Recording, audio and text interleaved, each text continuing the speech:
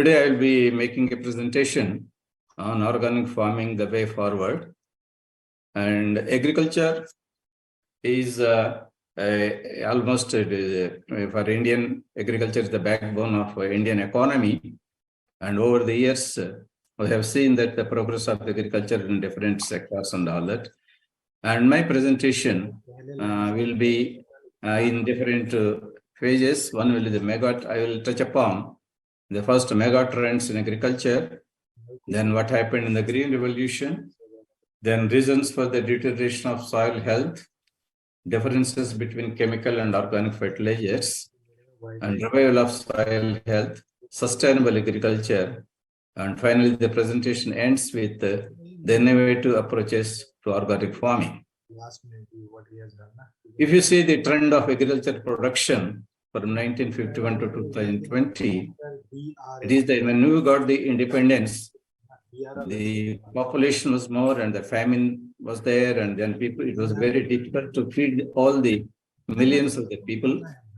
And the food grain production at that time is only 50.8 million tons, which has increased 2020, it is 305.4. The horticulture, there is a substantial increase in the horticulture production, sugarcane production, milk production, and fish production.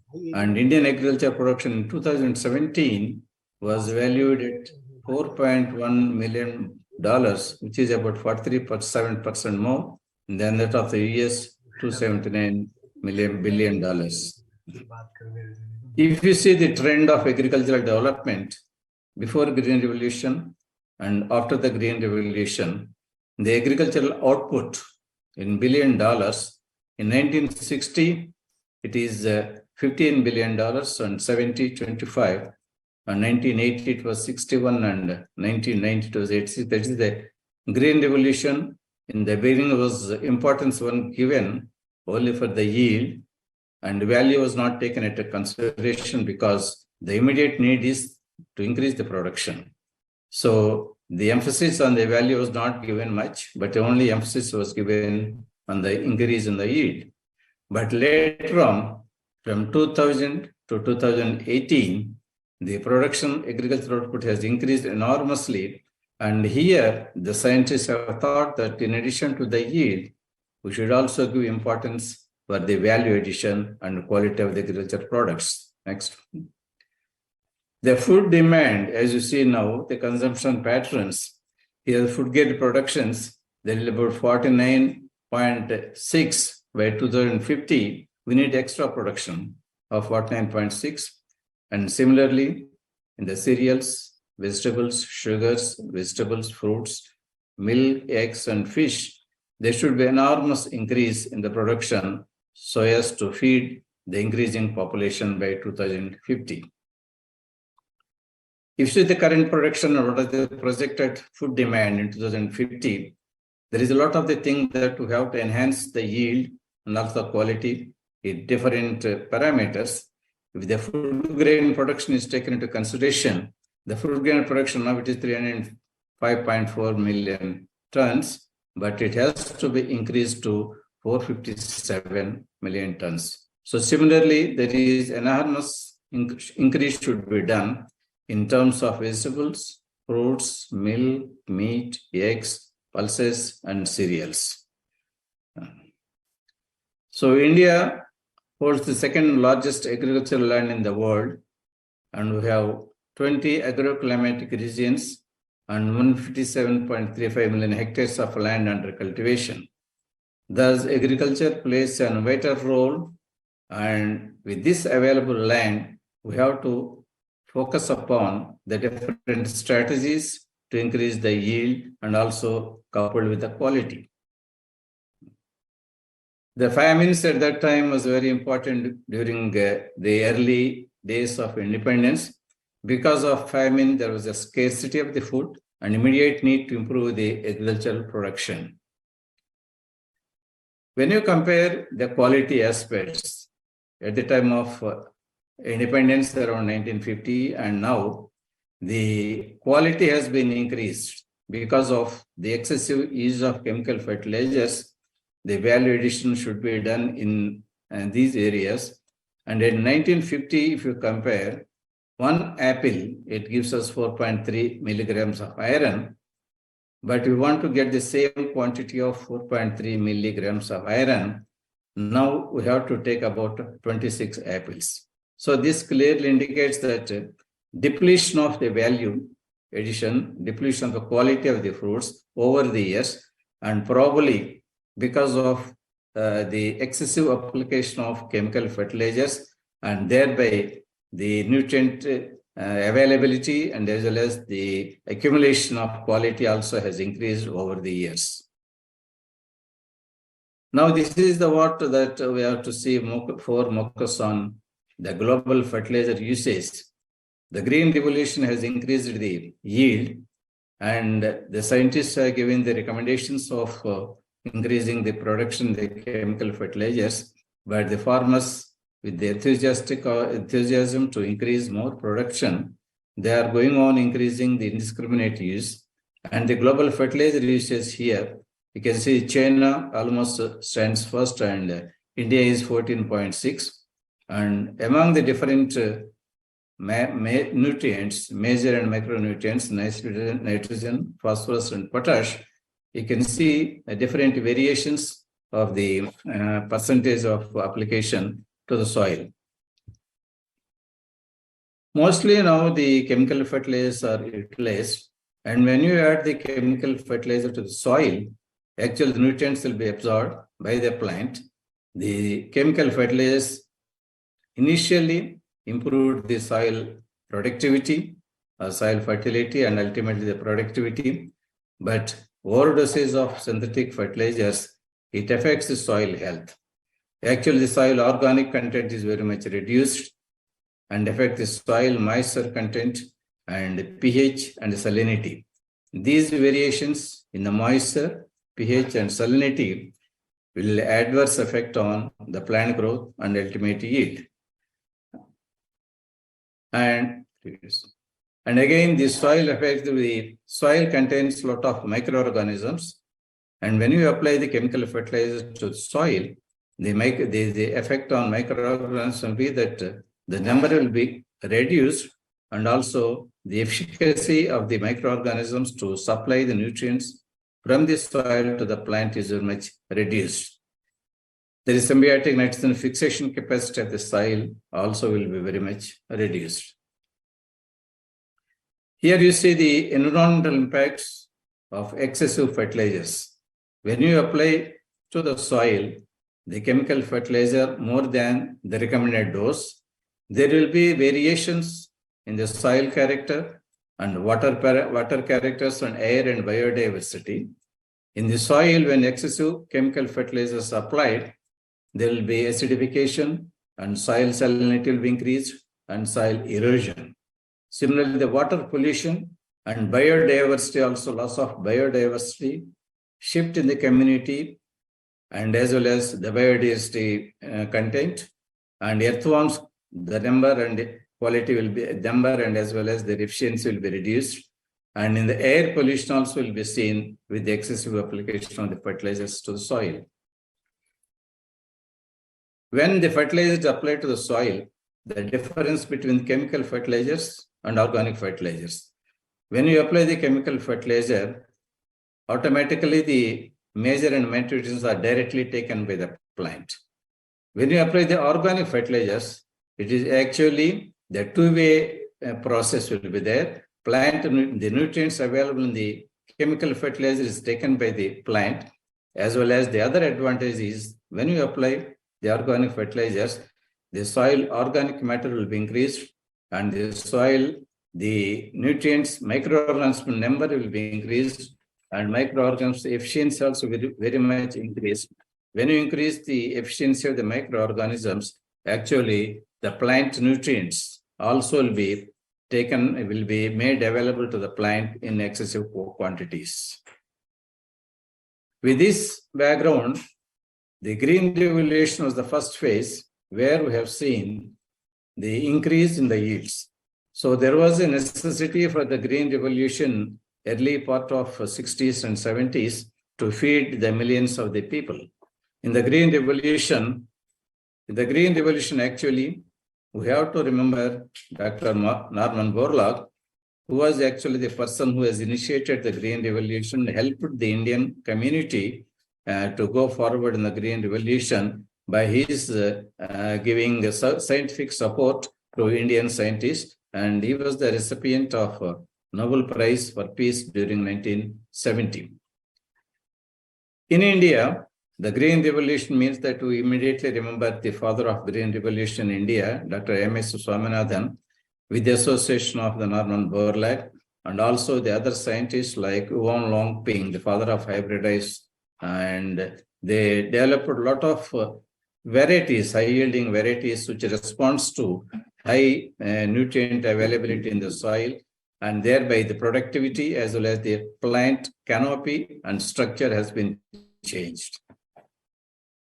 In the Green Revolution, the productivity of the crops was increased by the adoption of high-yielding varieties, utilization of the fertilizers with the macro and micronutrients, and also utilization of the pesticides for control of the pests and diseases, and good management practices.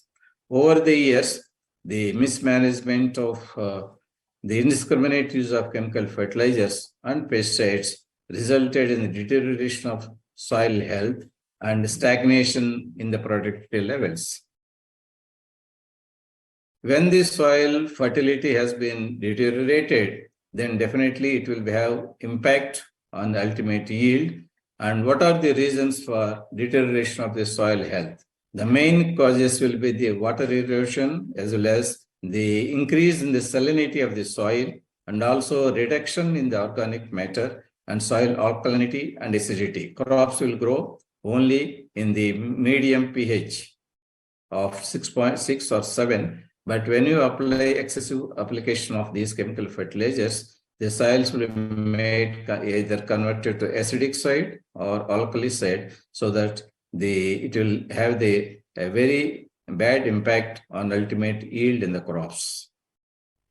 So year after year, because of this, the land is lost due to soil erosion, contamination, and pollution. About 40% of the world's agricultural land is severely diminished in quality because of erosion and the use of chemical fertilizers, which prevent the land from regenerating. When you go to the differences between the organic fertilizer and synthetic fertilizers, the organic fertilizers derive from byproducts of living organisms. It may be either microorganisms or crop residues, whereas the synthetic fertilizer derived from petroleum industry. And in organic fertilizers, the nutrient levels can fluctuate and are generally lower than synthetic fertilizer. This is the reason why when you apply initially the organic fertilizers, the yield fluctuations will be there. Whereas in the case of chemical fertilizers, the nutrient levels can be formulated with the specific needs and generally don't contain the micronutrients. They may be having only the major nutrients like N, nitrogen, phosphorus, and potash. The microbes also, in the case of organic nutrients, when you apply to the soil, the number and efficiency of the microbes will increase, thereby the nutrients availability will be more to the plants. Then in this situation, how to revive the soil health? The soil health can be revived by adoption of the organic material, organic fertilizers, and a healthy soil always will improve the biological diversity, food production, water benefits, and carbon storage. Ways to increase the soil fertility. The soil fertility management practices include the use of fertilizers, organic inputs. Crop rotation is one of the things. Even in the earlier days also, the farmers used to have the crop rotation. And the use of improved germplasm combined with the knowledge of how to adopt these practices to local conditions. There are other benefits also due to implementation of the Green Revolution. Simultaneously, there are detrimental and irreversible changes has happened in the long term. To overcome all these ill effects of chemical fertilizers on the soil health, the concept of organic farming was initiated. What is organic farming? The organic farm is only a process which involves the growing of nourishing the plants within the natural ways with the crop residues or the organic commercial products that are produced with the organic fertilizers. It involves the use of biological materials, avoiding synthetic substances, and also making an ecological balance, thereby minimizing the pollution and water wastage. In the initial years also, we have seen the organic farming adopted by our forefathers. And these organic farmings includes different components like vermicompost, and we having the green leaf manure, and the crop rotation is one of the ways of improving the soil health, and biological management and animal husbandry, whereby we get the manure, and biofertilizers, microorganisms, and also biofertilizers, we can also develop the organic manures. When you see this global share of organic farming, it is picking up slowly since last 1 decade, and we have seen here the share is maximum is in Oceania countries, 45%, and also North America 6%, and South America 13%, and Europe is 25%, and Asia is about 8%. So organic farming and sustainable agriculture. When you go for organic farming, the agriculture also should be sustainable so that the crop yields and healthy end product will be produced by monitoring the crop health and types of fertilizers used and soil micronutrients information.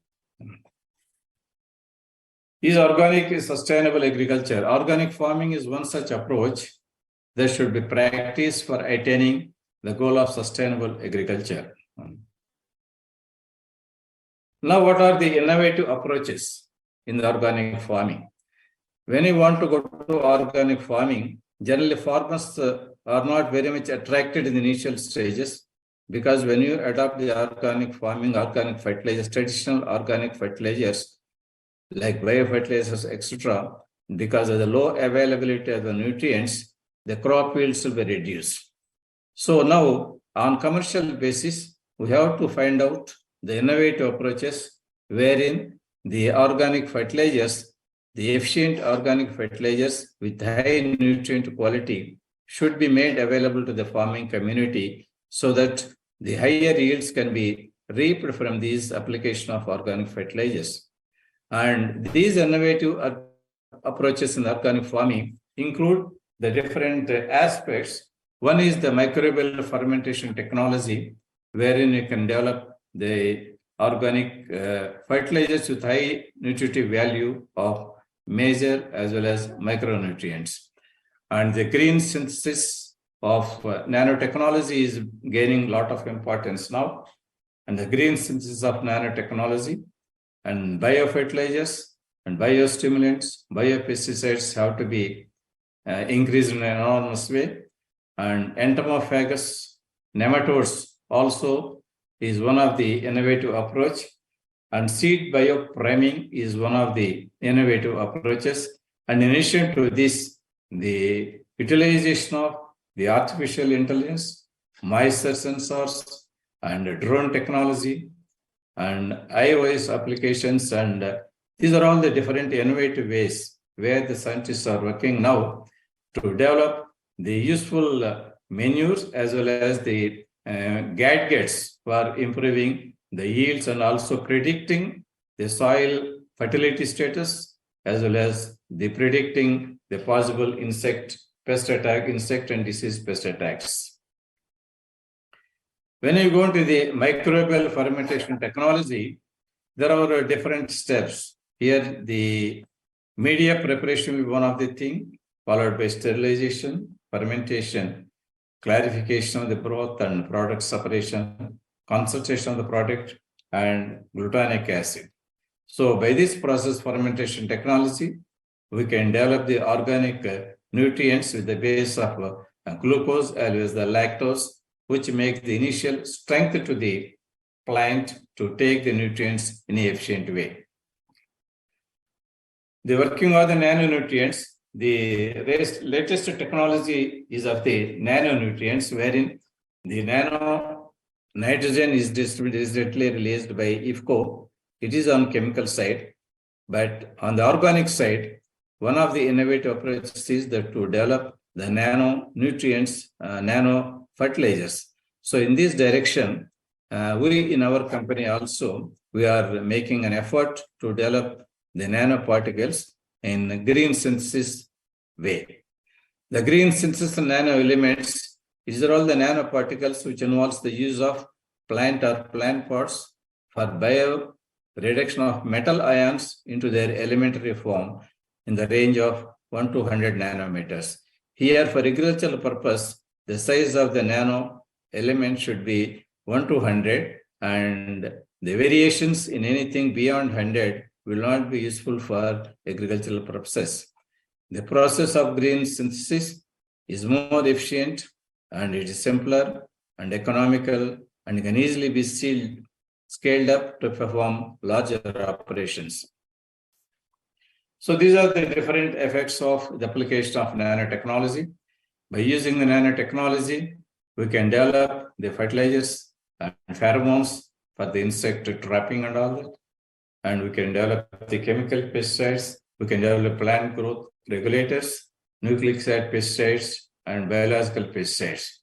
And when once we develop the nano fertilizer, there are different means by which we can scale up these things in the shape of the particles or fibers or capsules or the layered system and emulsion way. So in these fashions, we can develop the nanoparticles.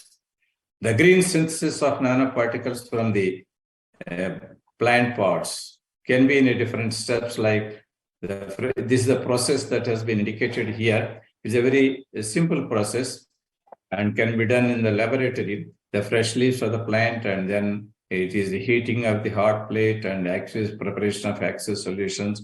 And ultimately, the flow chart indicates that we can easily prepare the green synthesis. But only thing is that the variation in the size of the nanoparticles is there. And biofertilizers, these are one of the innovative approaches wherein it is being followed since many years, and farmers are using these biofertilizers, which are being prepared by utilization of the microorganisms. The biofertilizer produces the plant hormones, which include indole-acetic acid, gibberellins, and cytokinins. It also improves the photosynthesis performance to confer plant tolerance to stress and increase resistance to pathogens, thereby resulting in crop improvement. So some of the biofertilizers we can use for the solubilization of nitrogen, phosphorus, and potash.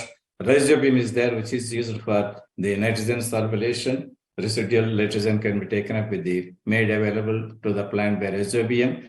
And similarly, we are having phosphate soluble bacteria and zinc soluble bacteria, and similarly potash, iron, and many of the micronutrients. So this is one where the plant growth promoters in the plant growth promoters are very useful in increasing the yield as well as the productivity from the bacteria. There are different ways where it can induce or can develop a number of chemicals, whereas auxins and cytokinins, ethylene and gibberellins and ascorbic acid, which always will be made available to the plant to improve the quality of the products. The different stresses response to the microorganisms. So microorganisms are available in the soil, and there are different environmental stresses which make them their efficiency and soil aggregation, root growth, and nutrient uptake. And there is in the case of soil below the ground, we are having the parameters like oxyoxidants, cytokinins, and then cytophores and chitinase and pectinase production. So application of the biofertilizers. What is the difference between the biofertilizers and chemical fertilizers? When you apply the inoculum of the biofertilizer to the soil, then the soil increases soil aggregation, and as well as increase the soil porosity. And affect the microbial community also. It increases the night fires, as well as increase the fungal community in the soil so that the health quality of the soil will be improved by using these applications of the biofertilizers. These are biostimulants. This is one of the activity where now we are following in the development of the different biostimulants, which almost increases the physiological activity of the plant and thereby the efficient uptake of the nutrients and yield increase will be there by use of these biostimulants.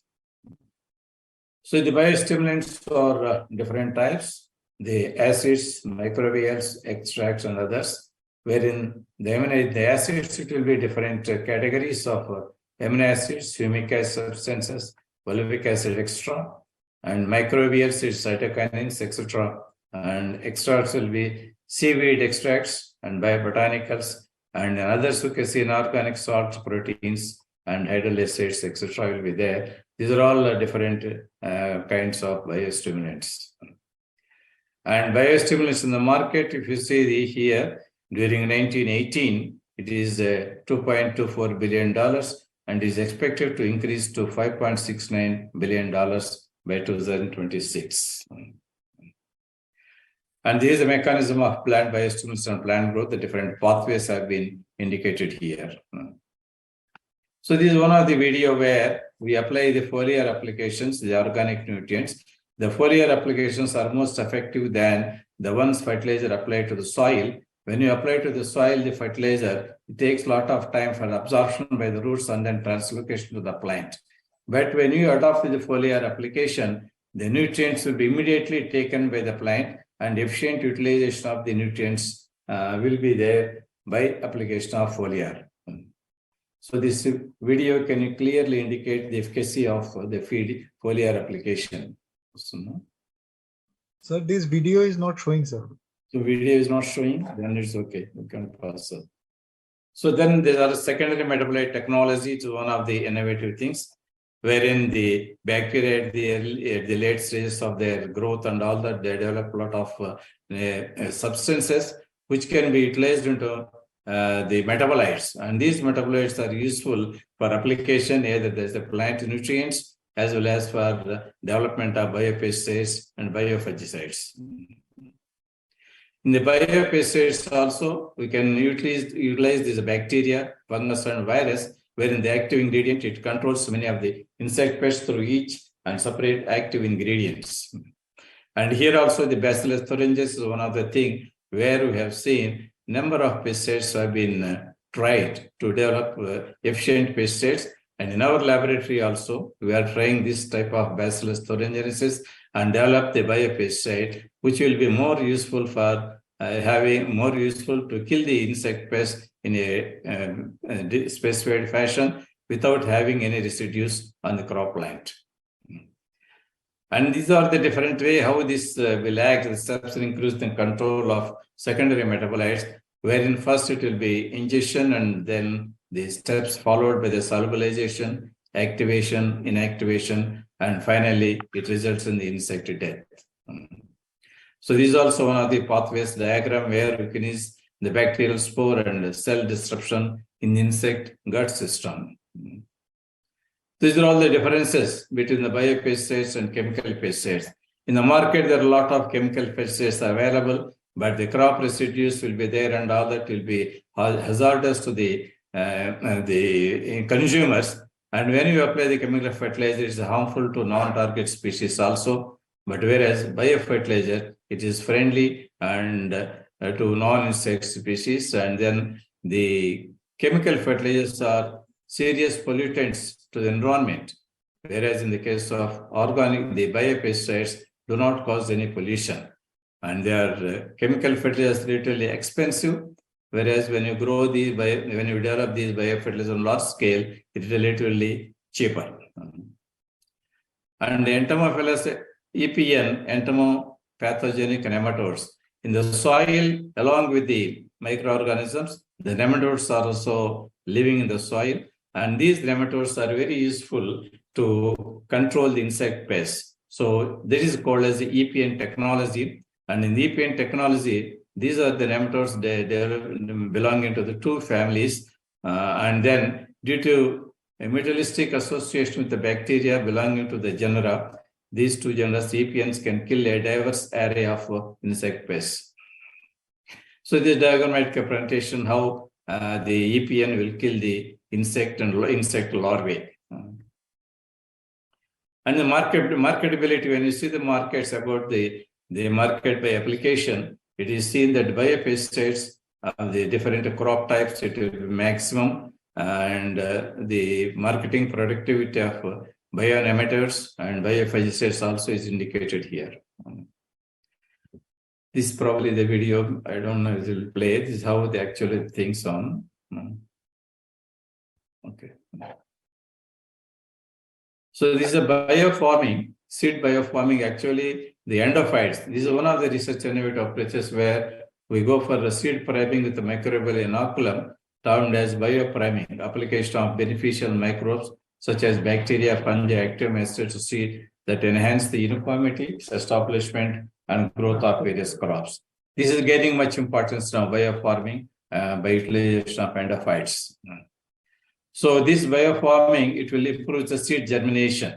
Because of the seed germination over the storage of the period, the decreases. And by this technique of bioformation, there will be improved seed germination as well as breaking of seed dormancy. It's a very important feature. The dormancy will be there in the crop plants, whereas the delays the germination. Whereas with this biopriming and all that, we can break the seed dormancy.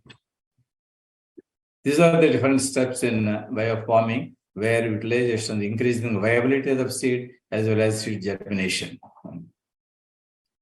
Nowadays, the artificial intelligence has come into picture, and in different ways the artificial intelligence can be used in agriculture to improve the quality as well as reduce the cost of production also for the farmers. So artificial intelligence in agriculture, it also helps in detecting the disease in the plants, because the prediction of the incidence of disease and as well as the fungi, pest incidence, and also will be more useful. By artificial intelligence, we can predict this in advance so that we can take immediate action. And also the herbicide application, when we have to apply the control of the herbicides and all that. So for all these activities, the artificial intelligence, the technology can be utilized by the farmers to improve their precision farming also in this, to adopt the precision farming. These are all the different ways how the artificial intelligence will be used in agriculture. The agricultural robots also. Recently, we have seen that for weed control also, we had some of the institutions have developed the robots, where the robots will have the weed removal and all that. And similarly, crop and soil monitoring. So how the soil moisture will be there, and when we have to irrigate the soils, and what the depletion of the soil nutrients in different patches of the field, and all these either nutrient depletion or reduction of the soil moisture, or for plant production, the different aspects of plant production will be given as an indication for the farmers to have the adoption of the precise farming. So this is one diagrammatic wherein we can see the prediction of the pests and disease in the farm by utilizing the artificial intelligence. So this artificial intelligence also will have the, we can have the moisture sensors, so that when you have this flown over the soil, then we'll be seeing the patches of irrigation, when actually irrigation should be given, and what type of, what quantity of irrigation, the drip irrigation or surface irrigation, which has to be adopted in this case. We can also monitor these things by artificial intelligence. Nowadays, the drone technology is gaining a lot of importance, and this drone technology, by this we can have the pest control, the efficient pest control, wherein we can reduce the cost of the pesticides and also the quantity, and we can increase the precision and the importance of these things. So by drones also we can use the watering, fertilizer, and pesticide disposal. Over the time, the drones can stitch thermographic images also to determine the direction of water flow across the land and identify land features that may affect the water dispersion. So this is the effect of the influence of the drones, drones use advantage in agriculture in different ways, cross spraying and geofencing, crop monitoring and plantation and soil and field analysis, etc. So this is way how the future drone utilization will be there. So here the applications in the Android and as well as they can be given because we can develop the different apps where the farmers can themselves can find out the instance of the pest and the symptoms of the pest. They can synchronize with the diagrams that is given in the apps, and they can adopt the plant protection measures. And development of apps is very much important for the farmers now. So this is how the apps will be formulated. And the internet things and transforming the agriculture sector. So we predict the smart farming should be in this fashion where that every technology be utilized for the improvement of agriculture. So finally, the perennial rice is one of the latest thing where in China they developed the perennial rice across between the Oryza sativa, the original crop variety, and as well as Oryza long staminata. And this perennial rice recently they have released known as PN23. It is in cultivation in China. And once we sow the crop, we can take the crop for 8 seasons. That means 4 years without further sowing and further plowing and all that. So this will be more economical, reduce the cost of cultivation, and the yields will be more for 4 years. So we can have this cultivation of this perennial rice. So this is gaining importance nowadays about in increasing the yield. So this is about the rice program going on abroad. So agriculture is not a farming, it is really a feeding now. So thank you very much.